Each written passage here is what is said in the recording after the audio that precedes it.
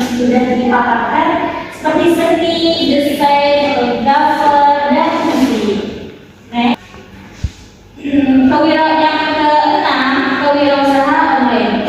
Jenis usaha yang menjalankan bisnis melalui internet. Contohnya toko online kayak Shopee, Lazada, Tokopedia.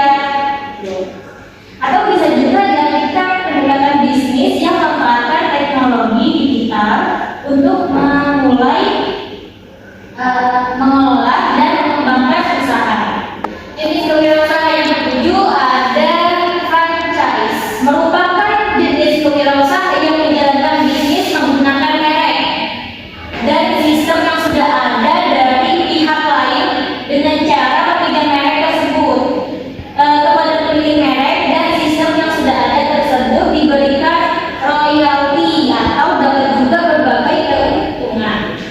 Contohnya itu seperti Pizza Hut, McDonald's, Burger King, Alfamart, Indomaret, atau Starbucks. Itu contohnya. Jenis yang kedelapan itu adalah mikro. Mikro merupakan usaha kecil dengan modal dan omset yang relatif kecil. Contohnya itu kayak pedagang kaki lima yang sering kita lihat di jalan ya guys. Itu pengaji juga bisa masuk perusahaan kewirausahaan mikro, pengusahaan rumahan atau home industry. Nah, yang kesembilan, kewirausahaan kecil menengah adalah jenis usaha yang memiliki skala lebih besar dari usaha mikro. Contohnya, perusahaan manufaktur, distributor, dan jasa profesional.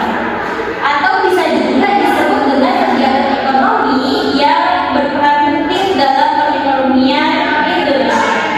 Yang terakhir, jenis kewirausahaan adalah skala besar. Ialah usaha dengan modal dan omset yang sangat besar. Contohnya perusahaan multinasional dan konglomerat.